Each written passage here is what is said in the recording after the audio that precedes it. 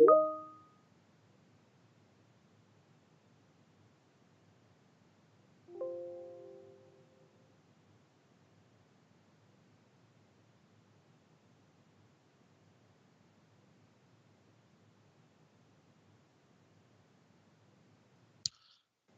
everybody.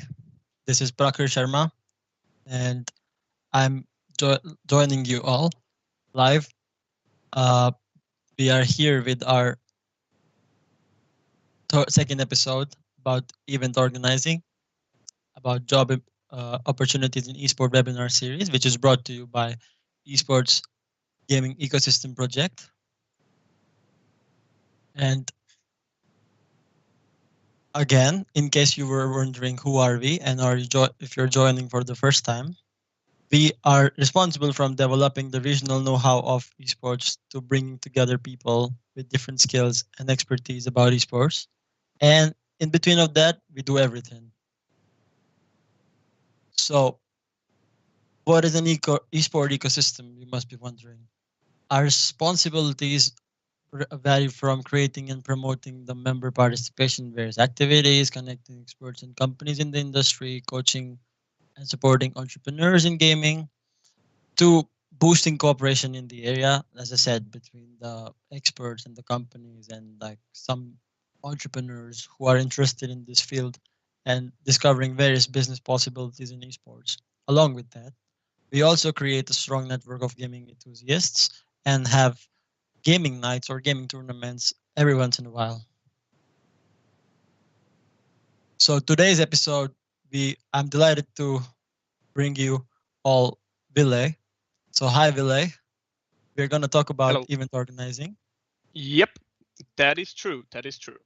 And now I will let you share your screen so that you can explain us more. Yes. So over to you. Yes, and you can see the screen, I'm guessing. Yes, perfect. Yes, perfect. So yeah, hello. I am Ville Pelkola, and I am here today to tell you about event organizing and more specifically gaming event organizing. And we've been doing these sorts of gaming events. Let's put it this way: we've been doing those some time now under the well, it's not an official company yet, but under a union called Gaming Barracks. And I'm here to tell you guys a little bit about who we are, what we do, and then go into the specifics how we have been doing our tournaments, the physical ones and online tournaments as well. But we can start it. So just a small info about myself. So I've been gaming since 1999. My first console was a Game Boy Color. I'm guessing my first game was a Pokemon Gold. Was it my first game?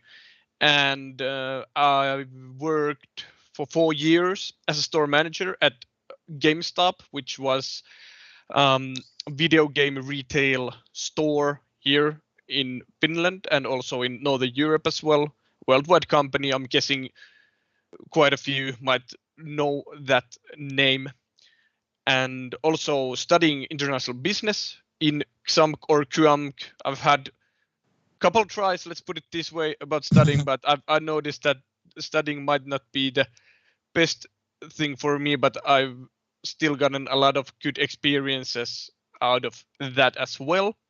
And as I've put there, my hobbies include gaming, but I also do martial arts and outdoor exercising with my dog. And as I mentioned, we've been doing this kind of events under the name Gaming Barracks, and currently I am the chairman of Gaming Barracks RY, and also we're putting up an official business in these upcoming weeks, so you will hear about that more. Ville. Sorry to interrupt you. Yep. I want to know, like, if you don't mind, can I know? Yep. So you, as you mentioned, you were gaming since 1997, and you said I think your first game was Pokemon, right?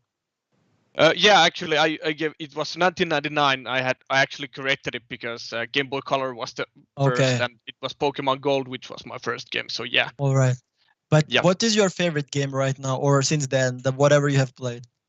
Well, my favorite game, maybe at the moment, I've been playing a lot of CS:GO, but also the new Call of Duty Cold War. It's like I have a lot of favorite games. It's kind of like an impossible category, in my opinion, to say what is like your all-time favorite. True, But true, true. currently, what I'm playing now, it's the Call of Duty Cold War, the newest Call of Duty game in the franchise, and I've been playing that some already. It You- launched last week. That's cool. I'm waiting for the Warzone to come on that. Yeah, yeah, me too. It will make it a lot more interesting as well. Yeah, definitely.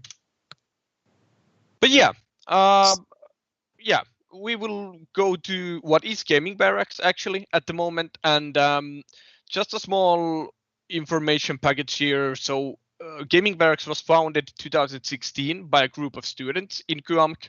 I wasn't actually a founding member. It was few other ex-members who founded it back in 2016. And at the first, the idea was to offer a local LAN event for the students. And if anybody does not know what a LAN event means, a LAN event is sort of like a gaming event with computers or consoles where people gather up and play together in the same space, basically. So that's kind of like a LAN event in a nutshell. And the first idea was to offer a local LAN event for the students back in 2016. And now we there is already 9 LAN events organized from the 2016. And this year we've actually, because of the COVID situation, it kind of forced us to look other options. How can we, make make more, because we can't make physical LAN events when there's the epidemic going on. So we have now organized 4 online events this year also, and actually we are actually now more focused on the online side, the online tournament side of gaming at the moment. I think it is safe to say that is the future. Yes, definitely, and I will show, you will see in the upcoming slides some like some things that you require to do a physical event, and then you will see that it takes actually a lot less to put together an online event. But yeah, we will go through that that as well. that Yeah. is great. That is exactly why most of our audience is here for. But Yep. before you move on to the next slide, I Yep. again have some questions. Yep. You mentioned Gaming Barracks and you joined it when it was already created. Yep. But was it your first esport exposure to the world of esports, or like were you already acquainted to it even before that? Well, no, I got into Gaming Barracks' activity in 2018, if I remember the year correctly, and the kind of gaming culture. I mean, like I've said, I've been gaming my whole life, but it has been more gaming with Casual. gaming, yeah, casual gaming with my friends, playing single player games, etc.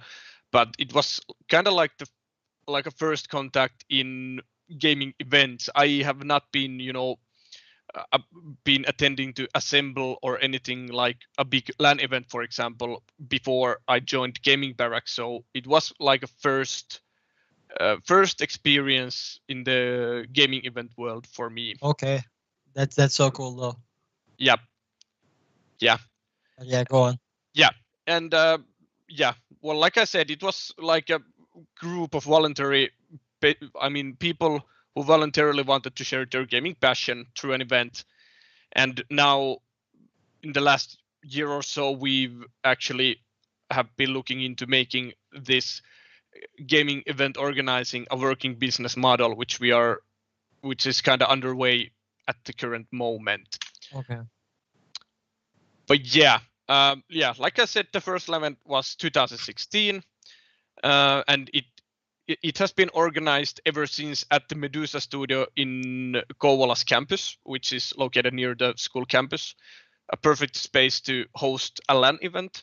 And there is also one student championship in Overwatch, Mhm. which had been organized by Gaming Barracks. And as I said, we registered as an official union last year, 2019, with 14 members.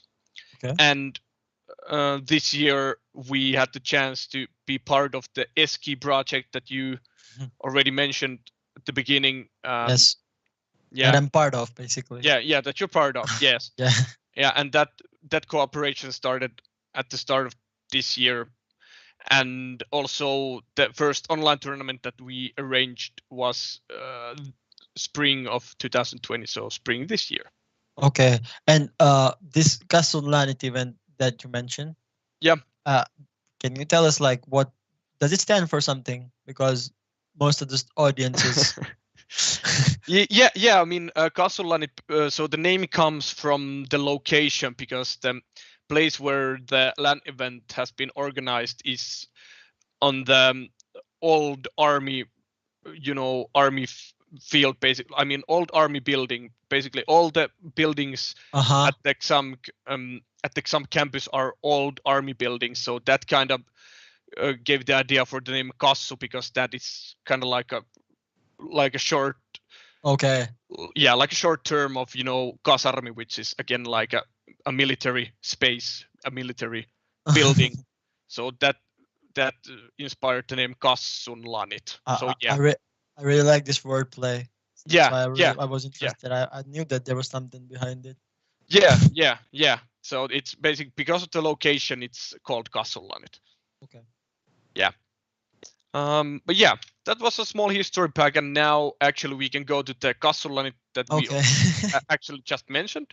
But here you can see this is from our ninth semi-annual LAN event. So this is the last LAN event, the physical LAN event that we hosted, that we organized, and as you can see, it was this year's February, so just before the BC, epidemic started. before Corona.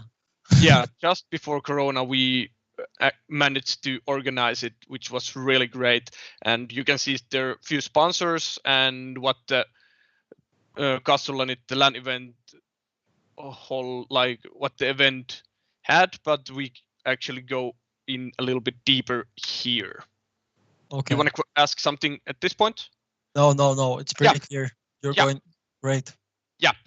But yeah, I mean, so as I mentioned, 9 LAN parties, and they all have been organized at the same place. And we've normally had a tradition to host 2 events per year. Of course, this year there is only one event, and we looked into organizing one online LAN event in a way, weekend over LAN event, but that is, I don't think that's going to happen at least at the end of this year, but maybe at the start of next year we'll maybe do some sort of online LAN event just to keep the tradition going on. But yeah, as you saw on the last picture, so what we have in the Castle Lanit events, we have the competitive tournaments. So basically, within the event, we have competitive tournaments, casual gaming sessions, which is basically people playing games with themselves or with friends, or finding some random people at the event and asking them if they'd like to play something. Yeah. Just doing some casual gaming together. And as mentioned, they're most importantly the Castle Lanit. What we've got the best feedback is it's a place to hang out, socialize, and play with That same-minded people. Basically, that is the best part, I would say, because I think yeah, if there are competitive tournaments, if I'm speaking for on behalf of majority of us gamers, I would say we feel like maybe we're not good enough to participate or compete in them. And these casual gaming sessions, I think, help us come out and maybe meet fellow gamers, yeah. like-minded players, and then which can motivate us to get into competitive tournaments later on. So that's a really good job that you guys are doing. Thank you. Yeah, and that's like the best thing about the physical LAN event is because you meet new people who maybe play the same games or are interested in a game you are playing, and then you start conversation with them, and go and sit down. We have like a console corner there as well, and where you can like go and sit down and play, like for example some sports game with friends like FIFA or NHL or something like that. I Okay. mean, we have a lot of options there to just go around, hang out with people, and we've actually noticed that us as organizers, we actually spend the least amount of time at the event on our own computers, but we Mhm. just more go around, talk to people, do Yep. stuff, participate, and that's maybe the best part in it. True. But yeah, the size of the LAN events has been, so it's been like 70 to 80 reserved seats for Hmm. attendees. So that's the amount of seats that have been reserved for the computers. Of course, we have open doors the whole weekend, so it's from Friday till Sunday, a weekend long event. And of course, in on top of those 80 seats that have been reserved, people bring their computers. We have like maybe another 80 people at least, Hmm. coming and going, and just coming to check out what's going on there. Yeah, funny story. Like from I remember I've been in some for last 2 years, so I Yes. remember whenever you guys posted about these custom LAN events online in Facebook, all of my international friends were like so much in a hurry for reserving their seats because Yeah. most of them they used to miss it and then they used to like wait half of the year for the next one. So guys, Yeah. anybody who doesn't know about this, they are pretty famous in our campus at least, and people are actually keeping their being on their toes to register for that. We've noticed that maybe the record time that our seats sold, it was maybe a couple of years back. It took like 10 minutes to Oh. only all the 80 seats to go. So it was basically refreshing the page. But the only problem is that the place that we're organizing it's the perfect place to organize a LAN event, but it's not big enough, so we could put more reserved seats to it. True. But yeah, uh, that's basically about the LAN events. But then Oh, the next slide that we would go into is to how to do the LAN event itself. So it's 80 reserved seats, maybe 80 persons more coming and going to the event. But then how do we actually do it? So the first thing is logistics, and that is basically the most important one that you need to have under control and you need to make work 100% if you want to make a LAN event, especially in a physical event. The logistics is the most important part, and network is a priority number one, as mentioned there, yeah. because if you don't have a good network that you're hosting the LAN event, then basically you can do a LAN event with 10 people or less with a poor network, but then when you start growing from there, you always need a good network, because all the games that people are playing, I mean, at least most of the games are somehow connected to connected online, and then when people try to play together, you need to have the network up and running, and it needs to work 100% the whole event. That um, makes sense. yeah, yeah. And then, as I mentioned there earlier, enough space depending how big of an event you want to organize. So yeah, we had the possibility to organize an 80 uh, person event for, I mean, like for 80 computers. But if you have a bigger space with a good network, you can like expand it how much you want. It all depends on the size of the size of the event space. And there's tables, hardware, marketing banners, lighting, etc. Like all of those, I have two photos following this slide, so you will see kind of like how the setup looks when you're setting it up and what you need. But like tables, hardware, like lots of technical stuff that you need to keep your network up and running, keep your electric up and running, and etc. And I of think course, yeah, yeah, infrastructure and equipment is one of the most important part of yes, any esport event. yes, And being someone who hasn't participated in this, I think most of us think, how are they managing to do that? Like even for yes, small events, like how are you bringing all this hardware? How are you like, because different people are accustomed to play differently on different platforms. I would say I yes, use different word a lot, but I Yes. hope you understood the point. Yeah, So yeah. it's very like personally, I'm very curious to know, and now I'm knowing about it from you, how all this takes into play and how you give us the perfect tournament, even it's on a scale of 80 people. Yes. So it's pretty interesting.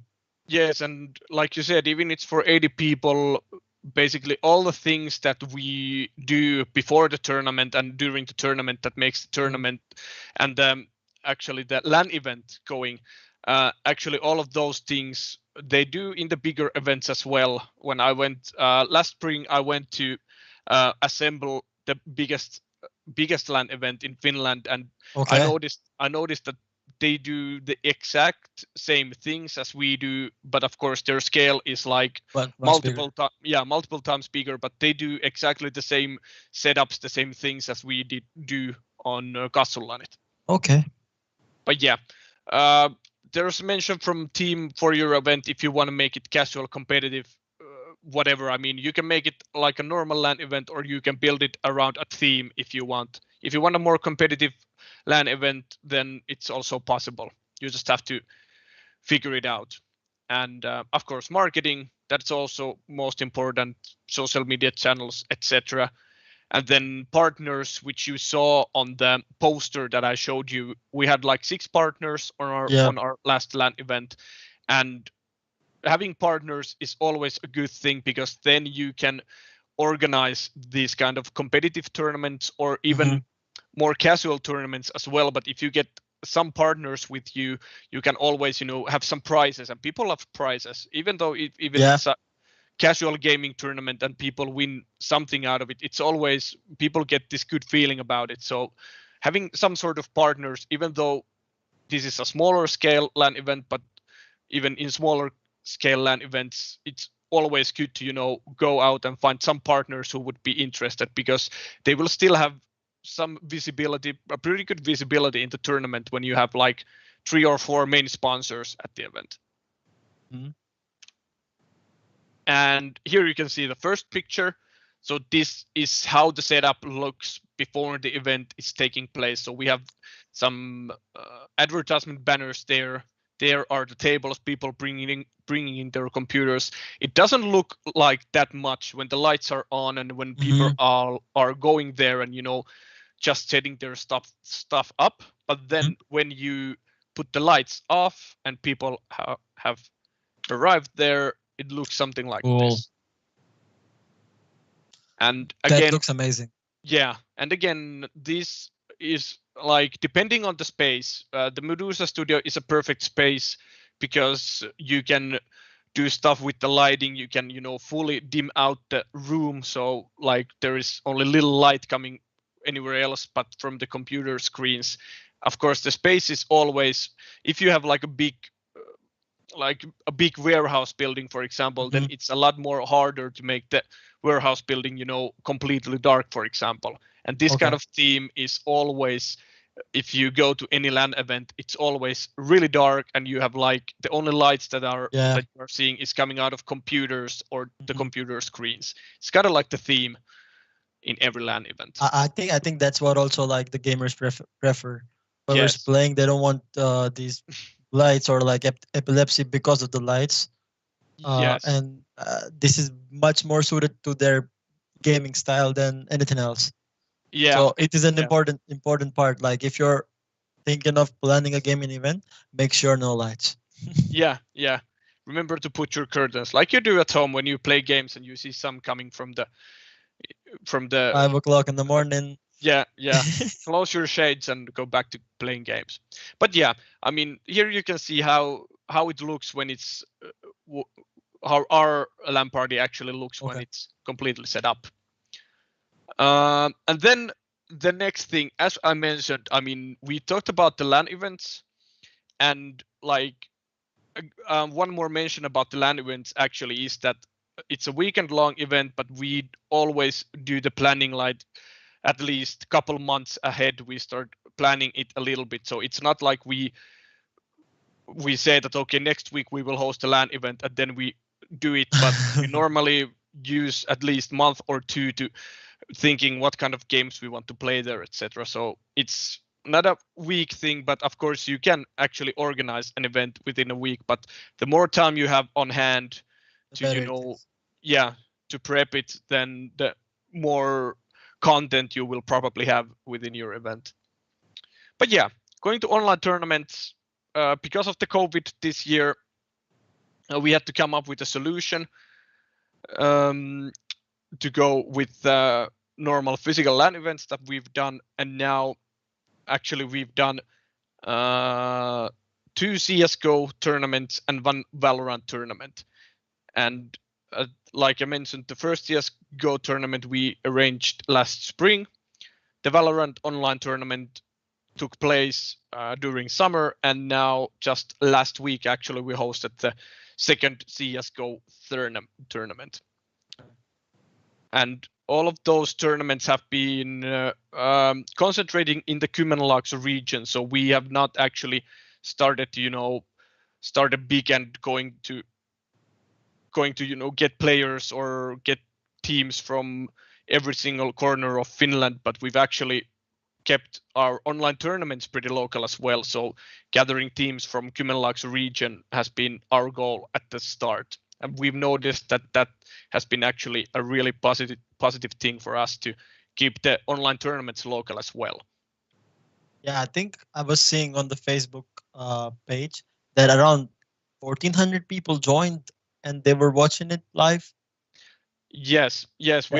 We've peaked. If you go to Twitch, I will put the links there at the end of the presentation. You will see that we had like 1,600 something the Oh, total views on last Sunday's final stream, but we also had approximately 1,000 viewers on Saturday and 1,200 viewers on Friday. So when you gather those up, you get like maybe 3,000 total views from the whole weekend. and that is, I would say that's a big number for like a place like Kymenlaakso.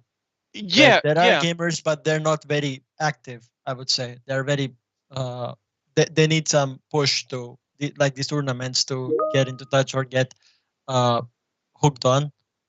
yeah, yeah, and you have to look online tournaments in a way that you can go to any weekend. You can go to Twitch, for example, the streaming service, and check if there are any Finnish online tournaments going on, and there might be plenty going on. But the thing is that you have to consider your audience. Like that's maybe the biggest thing that we've noticed, that when you keep it regional, like in the Kymenlaakso region, for example, and you get a lot of interest from people around Kymenlaakso, that's actually an advantage compared to tournaments that are Finnish wide, because we've noticed that those kind of tournaments might not even get that many views. But when you keep it local, then you actually gather more interested viewers in your stream. True. But yeah, there are like, what's our focus on online tournaments? Like, well, I told you that the LAN events, it requires a lot of logistic setup, a lot of upkeeping that network and electricity, and a lot of planning ahead. And then we have to build everything from ground up, carrying around tables, etc. It takes a lot of man labor, but then in online tournaments, the man labor, you don't need that much, but then you have to focus on the big production value, which is actually like our main focus. So yeah, like how we have made our production value grow, and how we've made it, in our opinion, really big already, is that we have casters in every tournament. So like sports commentators, professional setup, lighting, quality microphones, hardware, etc. We have really good computers, for example, which run and are working behind the scenes and on scene as well, running the tournaments. And then the stream, which is basically, you can compare it to a TV broadcast, which we really want to focus on, on the transitions, layouts, background musics, structured schedule. Like you can, when you've done enough streaming, you always notice some small things that you want to add, and then you keep adding them and polishing the whole stream, and then you will like get at the end you will maybe get a event that is like perfect in your opinion, but we haven't done a perfect event in our opinion just yet. Okay, so even though they are pretty good ones and pretty massive on a very massive scale, considering the population density, Yeah. You still think that there should be a perfection touch to the tournament that you're doing. That's great because you should always, in my opinion, you should always look for something better. Yeah, and you always get more ideas because we have been looking into, making our online streams. I mean, as I said, you have like multiple online streams abroad all over the world going on all the Yeah. time. The thing is that we want to make our streams look at least somehow unique.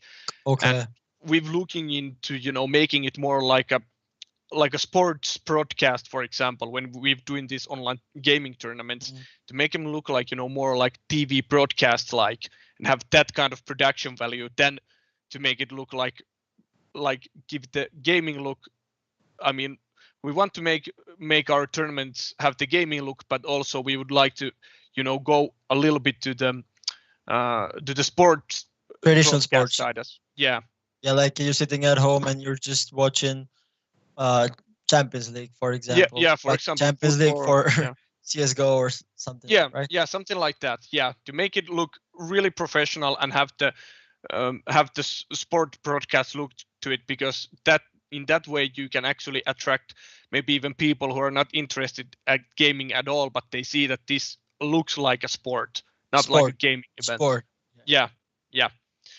But yeah, and here at the next slide we actually see some photos from it, and compared to the LAN event picture where people were carrying their computers and you had like multiple tables, here you only need to have like few tables for the broadcast, for the stream, and there is like before or behind the scenes pictures, how did it look, and then the pictures on the bottom right show how the stream then basically looked. And the lower left one is from the Valorant tournament, and actually the right one is from last weekend's stream. So there is our streaming computer, there's me casting, mic, all the lighting, etc. So from these pictures tell you actually what you need to make the stream look professional enough. And there is a lot of things going on at the background.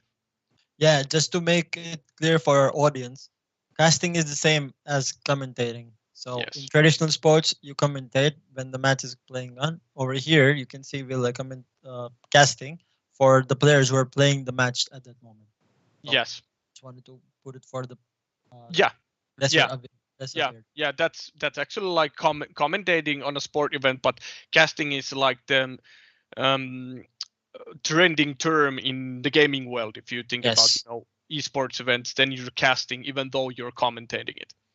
We have an episode coming up for shoutcasting soon. Okay. So. I need to look into that as well, because I've been doing all of our online tournaments. I've done the casting, and I've gotten a lot of good feedback, but I also would like some tips. If you actually have a casting professional come to talk with you, I'd be really interested here. I'm gonna share the links whenever whenever we're deciding to stream that one. I'm gonna share the links and I'm gonna send to you privately. Myself, so. Really but good. But yeah, I mean, here you saw what it takes. So it has a lot of stuff going on the background, but the audience only sees me and the stream and the games that are being played.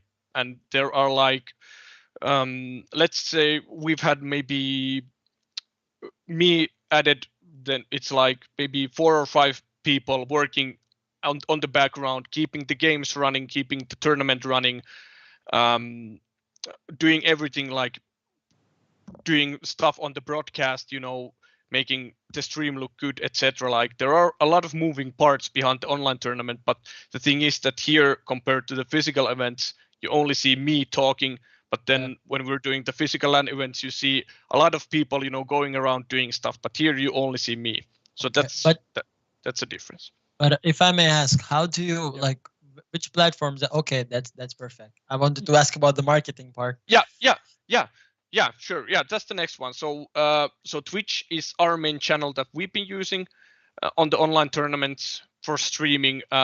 We've been looking into YouTube as well, but at the moment we've noticed that Twitch, which is the most popular gaming channel at the moment, that's our place where we want to stream, at least for the moment.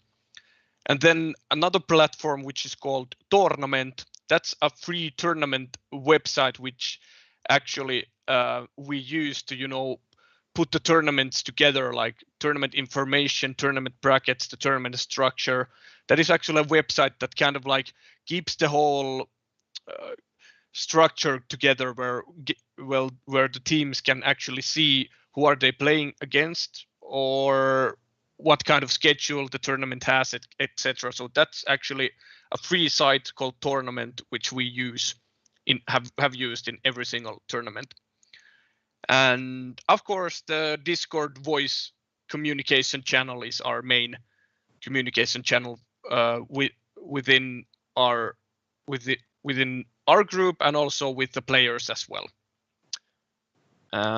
Event marketing, there are like these online tournaments we've been marketing. We have a couple of communities, big communities, like maybe 500 people communities, our own community included, which we use to market our event, and of course normal social media. And then maybe the most important thing, which is the Twitch viewership, which means that when you have enough viewers on your stream, on your broadcast, you appear on the top 4 category when you look into Finnish events, CSGO events, for example, in this case, that are going on in Finland. And that means that, for example, last weekend, when we put our online tournament up and hosted it, our CSGO stream was the top 2 streams in Finland. Okay. So whenever you went to find out is there any kind of CS:GO game related streams going on in Finland, you saw ours as the top 2 pick, and you could like go and see, okay, what's this about? So that's maybe like the most important thing here. If you think about marketing, when you get enough views, you actually get more views when you get more views. And of course, building the hype. That's always a big thing. And a small mention just for the requirements. Yeah, go ahead, ask. No, the prize pool thing that you've mentioned over there, I think it's a good motivation for everybody that's participating. So just was highlighting that for our viewers. Yeah. And actually, you don't have to, if you like want to host your own online tournament. The prize pool, it's not that of a big a deal if you can recruit the players some other way, but the prize pool is maybe for more professional teams. Like a lot of professional teams, or at least semi-professional teams, go around all these kind of tournaments depending on how big the prize pool is. But we've actually noticed that the prize pool is not at least that important in our events. But if you want like really pro or at least semi-pro teams coming to play at your online tournaments, online events, then you have to have some kind of prize pool to motivate them to come and participate. But yeah, the requirements, we put them there. It just means that depending on the game, you might have some more moving parts when you put the online event together. Like some games are easier to set up and run than other games. Some other games might require some more manpower for you to, you know, run and make work perfectly. And we had here actually a small mention about eSports in the business, because in event organizing, there are a lot of like online and physical gaming events that involve esports teams. But I'm guessing we might, because time is running out and I know that we have some questions, we can just minimize this and just mention that we actually have already looked into also forming an esports team for Gaming Barracks, at least in a couple of games, which means that you can actually, then we can expand our visibility especially in online events, because then we can arrange something else than online tournament. We can actually make like a showcase event where our team plays against something like for some other teams. So in that way, esports teams are also a really important thing, especially in an online event nowadays. Yes, I agree. Yeah. But yeah, I mean, those are my slides, a lot of slides, but thank you at this point for sticking with me and letting me talk here about the slides, etc. And I know that we have questions here, which we are going to dive into in a short moment. But before that, I've put there our Twitch, Instagram, and Facebook links there. Basically, you can put Gaming Barracks in Twitch, Instagram, and Facebook and find us through there. And I suggest at least looking into our Twitch channel because there we have every single stream from our 3 online tournaments. So be sure to go in there and see how we actually run our tournaments. For all our viewers, don't worry about the link as well. I'm gonna send you the links for joining and viewing all of the Gaming Barracks channels when after the webinar episode has been concluded, and you can easily check them out. So feel free. But yeah, you mentioned questions, and we have a lot of them actually. Yeah, you can. But you can. Thanks a lot for letting us know about the different aspects of event organizing. It was really important, I would say, because anybody who is interested in esports is interested in events, like the tournaments and other casual events. So it was really great to know about your insights for the same. Thank you. But okay, I had a couple of questions for you personally. So if you had to choose one esport event tournament, which one where you would want to work in, which one would you choose? Yeah. So which one would I choose to be part of? Yes. Well, I'm saying that maybe, well, seeing the assembly, the Finnish online tournament, for example, the like the biggest LAN event in Finland, seeing how they did things, and I noticed that they do a lot of the same things that we do.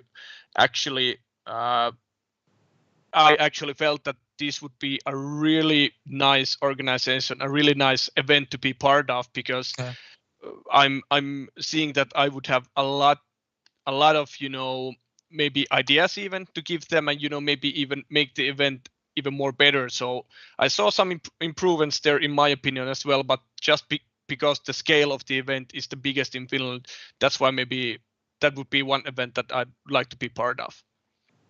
I was gonna ask which one was your favorite event that you attended, but I think you mentioned that, and that's assembly, right?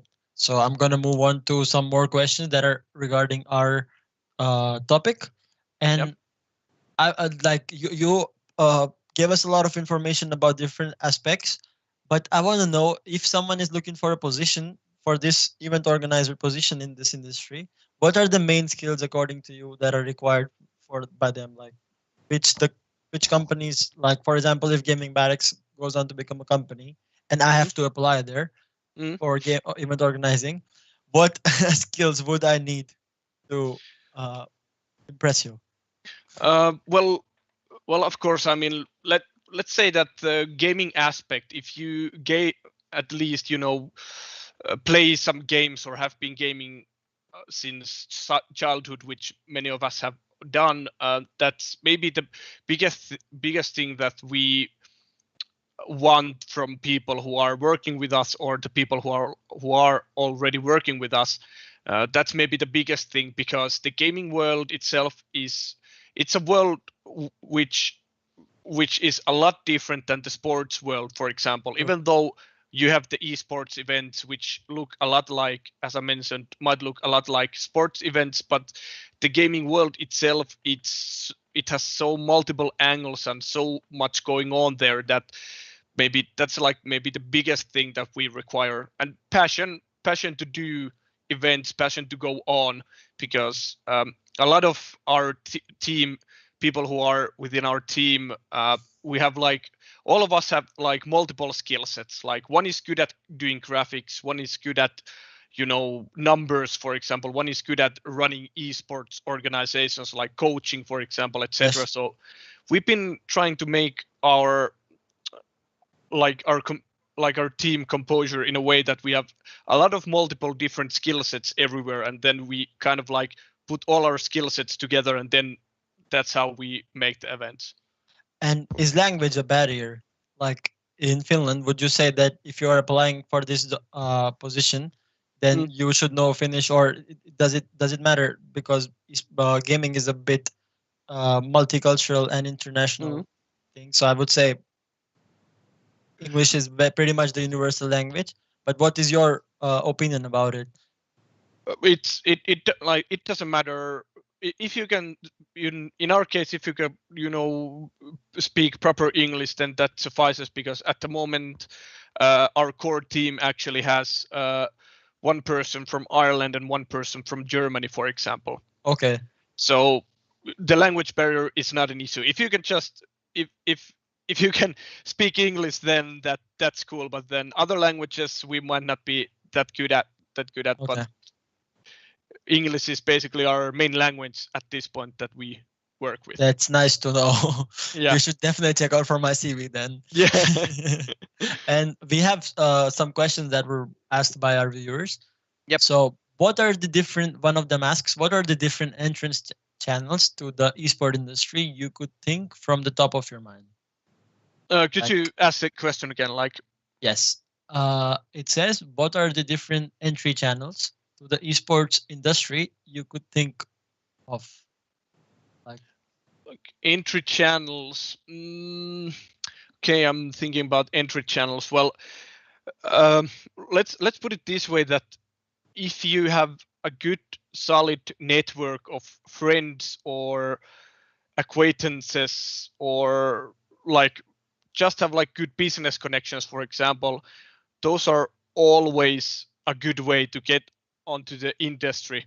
But yeah. then some of us don't have those. But the thing that we've been doing, it's just we started doing the LAN events, and then we started this year doing the online events, and the only cooperation that we had was with the Eski project, actually. Okay. So we had no other sponsors, for example. So in that way, you don't even need that much to go onto the field. You just have to have the passion to do it, and maybe have some correct tools at least at the beginning, or some fresh idea that you want to do to gain entry to the esport field. But I'll say that connections, having a network of good connections, is a really big help if you just happen to have one.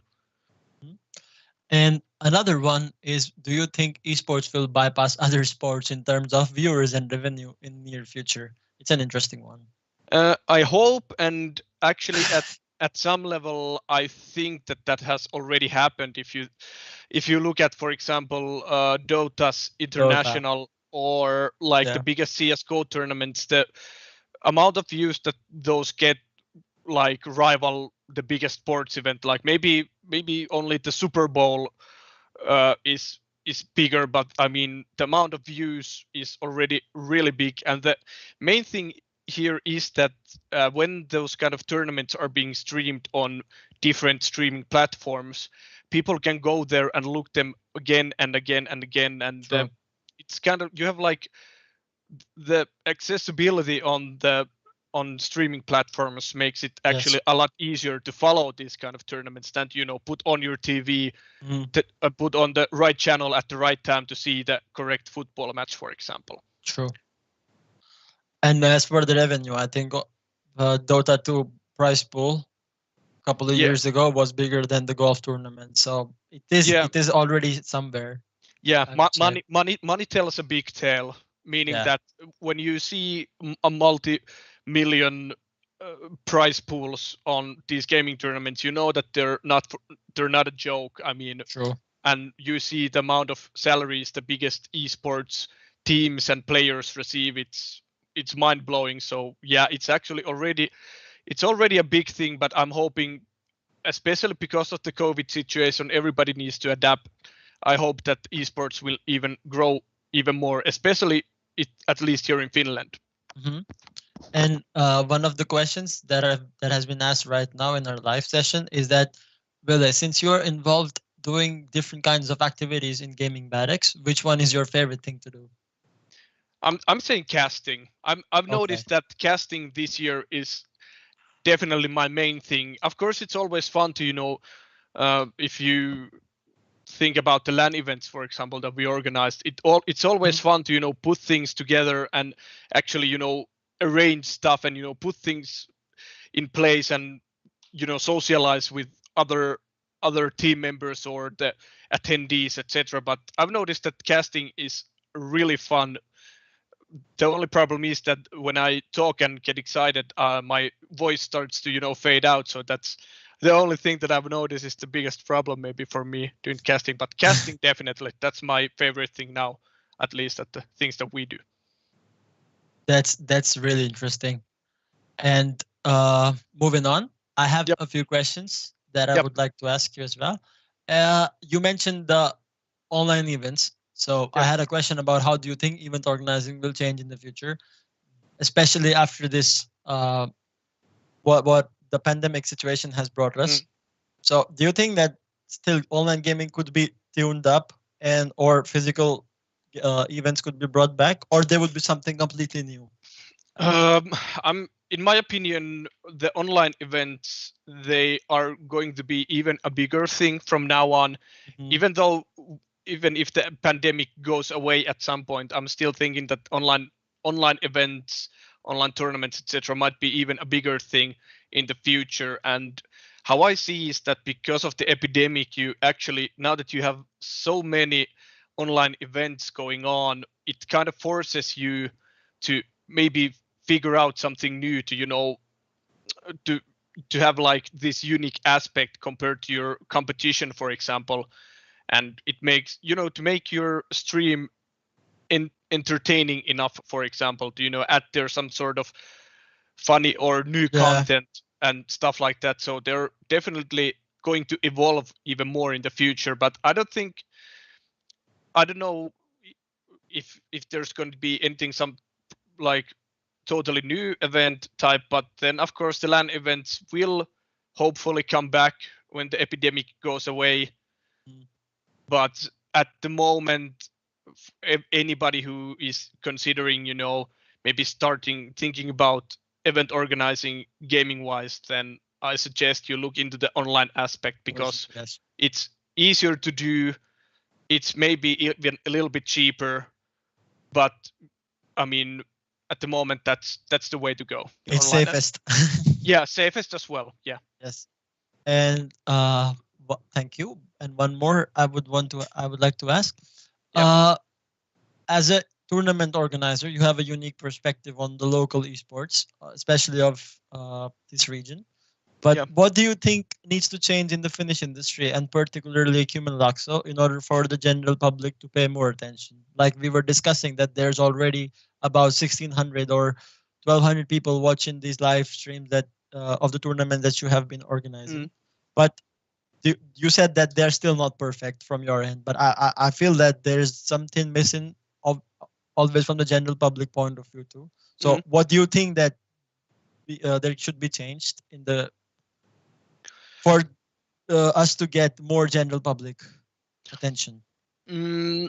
Well, in my opinion, like the Finnish gaming industry, if we tackle that one first, Finland has already quite good esports base going on at the moment. But in my opinion, Finland would need more than CS:GO. Like if you think about the famous esports teams, for example, most of the teams are known for their CS:GO teams, and that's where I'd like to see some change. And Finland is maybe the best place in the world to do anything esports related, because as I mentioned, any gaming related events or tournaments, etc., they all require the good network, for example. And Finland has like, I think it has the best networks in the world and the cheapest ones as well. So we have basically the infrastructure ready, and we should have even more teams and even more teams on different games. And I think like our esports culture could be a lot bigger than it is now. I'm not saying that it is small right now, but it could be bigger. But then if we think about Kymenlaakso, well, yeah, that's kind of like the thing that it's kind of like the void that we're trying to fill with Gaming Barracks is Uh-huh. because you can see a lot of cities have at least one or two some sort of esports organizations um, going on, but in Kymenlaakso you don't actually have any, and that's actually the gap or the void we want to fill at the moment in Kymenlaakso. But yeah, it just requires a lot of work and a lot of breaking barriers, because people who don't know anything about gaming, they have a lot of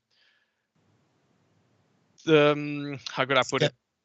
Skeptical Yeah, they're opinion. really skeptical. Yeah, Yeah, really true. skeptical on the whole business or the whole gaming. Hmm. So yeah, Maybe more awareness, I would say. yeah, definitely more awareness and more people, just going and seeing that the gamers are not just a bunch of young guys drinking energy drinks and wasting their time. That they can actually do something really cool. Yeah, yeah, we're just not a bunch of geeks. Yeah, yeah. And for the last question, I just want to ask you if you could go back to the beginning and when you joined Gaming Barracks, when it started, is there anything you do differently? No.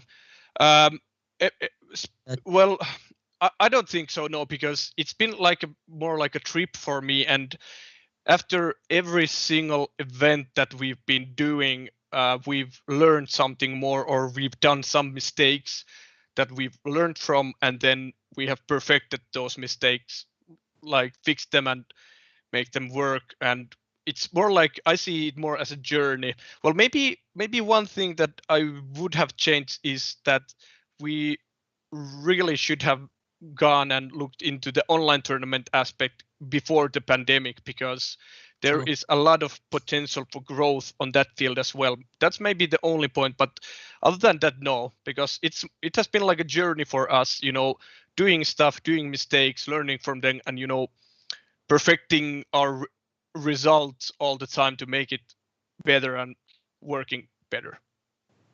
All right. That was really good. Like a really good and direct answer to it, and I'm Yep. really happy to hear such a confident answer from your side.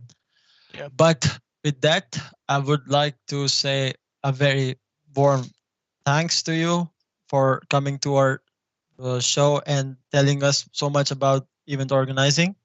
And as we already promised, I'm gonna share this links for your Twitch, Instagram, and Facebook channels with our audience, and we're gonna share it on our Facebook page as well, if you don't mind. Yep. And Sure. if there's any other content that we can share with our audience, we would do that as well after the webinar has ended. But thanks a lot, Ville, for joining us, and Thank you. hope you have a great weekend ahead. You too. You too. And Yeah. thank you for this opportunity. This was my second webinar in 2 days, and I've been talking about streaming, and today I talked about Gaming Barracks. So it's been quite enjoyable 2 days, coming to tell people about what we do and what we enjoy doing, because this business that we're on, it's a really exciting one, a really new Yeah. one, and I mean, it's just great. But I mean, thank you again for this opportunity, and thank you for anybody watching the stream for being here with us today. Thank Yes. you. And I would like to quickly share my screen. So, guys, it was a great episode with Ville about event organizing, but that is not all, since we are here to cover most of the webinar topics that revolve around esports. So we have these upcoming topics coming, and make sure to check them out and be there. We're gonna share the registration link once again with you, and we're gonna bring more guests, more industry experts to share their insights, their experience, their knowledge with our audience, so that you guys can know more. And with that, please join our ever-growing network, and you can find the link of our Facebook, Discord, and Twitter channels in the description. Plus, don't forget to check out our webpage and sign up there so that you get all the news in advance, plus everything you need to know about the tournaments that we organize with Gaming Barracks and all the other webinars, even the ones which are hosted in Finnish. So with that, I would like to conclude, and thanks for joining, everybody. See you again. Bye bye.